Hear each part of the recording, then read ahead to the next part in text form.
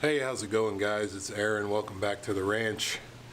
I'll say first off, happy Thanksgiving, everyone. I hope you had a good one if you celebrated. If not, I hope you enjoyed your day off work. I hope everybody got to get together with friends and family and all that good stuff. I was busy working the last 4 days.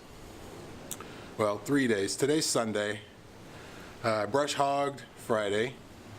I did a lot of mowing yesterday, trying to get rid of some of the leaves, and today it is 37 degrees with 41 mile per hour wind gusts. So all the leaf work I did yesterday, basically for nothing. And today I've been stacking firewood. Look at this. It's a rick. About 2 weeks ago, I saw a Facebook post. Some guy had 3 ricks for 50 bucks a piece, which is ridiculous right now. Like, you pay 100 minimum if you pick it up, or like 150 delivered and stacked. So I'm like, well, that's too good to pass up. So I went and helped my neighbor, and I said, hey, why don't you fire up that F-250 and help me bring some firewood home. Luckily, the guy just lived about 3 miles around the corner. So we brought it back, and my intention was to build a little firewood rack over there next to that door. So we just dumped it all right there. And then I thought, well, I got this trailer sitting out here. We don't use it for anything. Why not stack it in here? Hindsight's, 20/40 and all that.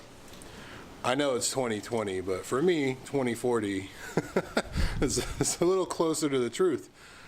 So I just finished stacking all this. I don't know why I decided to do it today. Maybe because I don't really want to be brush hogging or mowing in this wind. Not to mention the temperature. So I got it done. It turns out it's not quite ready to burn. It's a little green.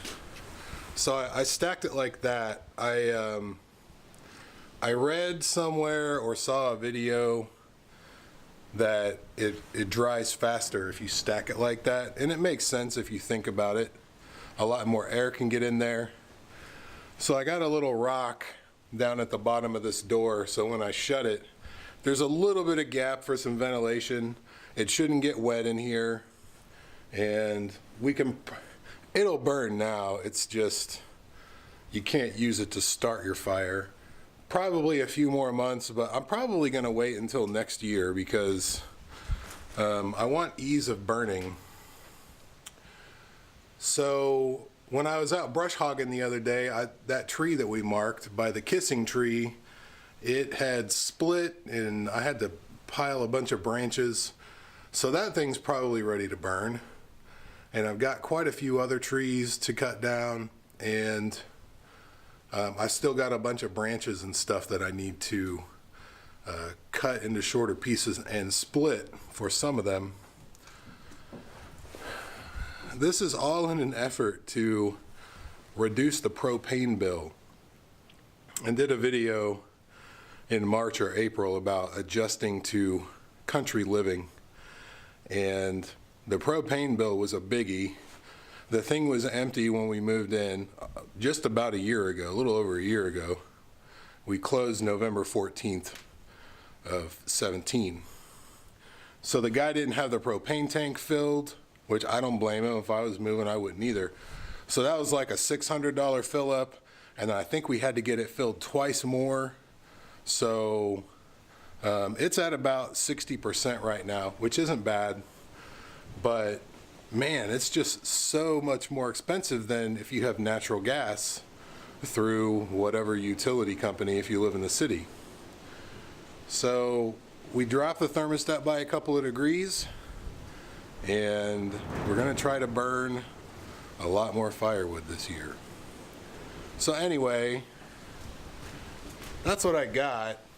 This is another example of, well, it's not a very good example of planning ahead, but it's a pretty good example of using what you've got creatively. I don't know what they use this thing for.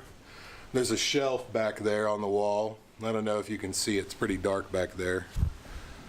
But it just occurred to me, I was like, why don't I stack the wood in there? So the rest of the wood I bring up, I've got a little rack on the back porch. Maybe holds about a quarter of a rick. And then I don't have to build a firewood shed now.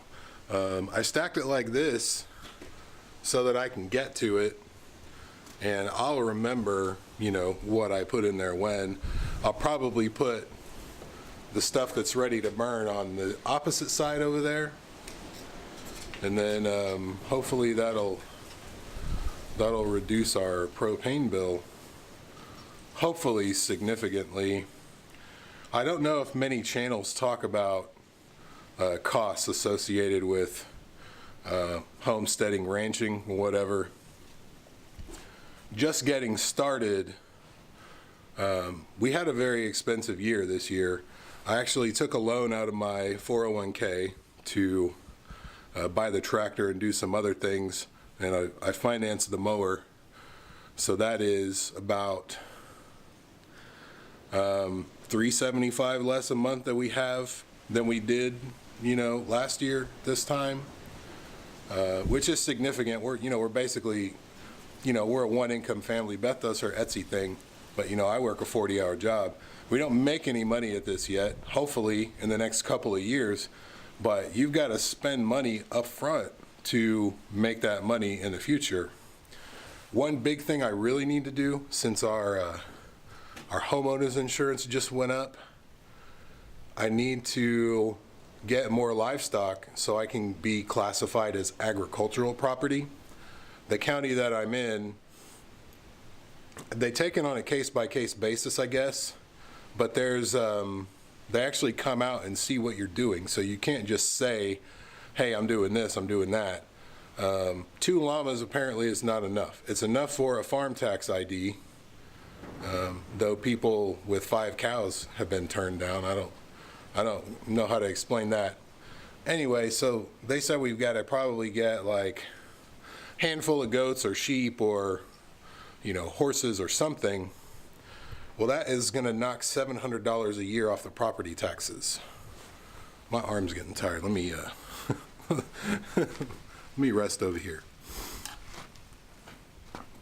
And my battery's blinking. So that knocks $700 a year off the property taxes, which is more than half. And that's not the reason we're doing it, although that is a great benefit.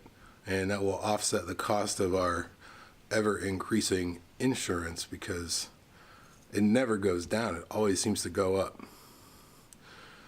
So my battery's blinking at me. I'm going to cut this one short. I didn't mean for it to be this long anyway. Again, I hope you guys had a good Thanksgiving, or at least day off work, whatever you did. And I guess I'm going to go inside and play some video games with Beth. So thanks for watching, guys. I hope you're all doing well. I'll see you soon.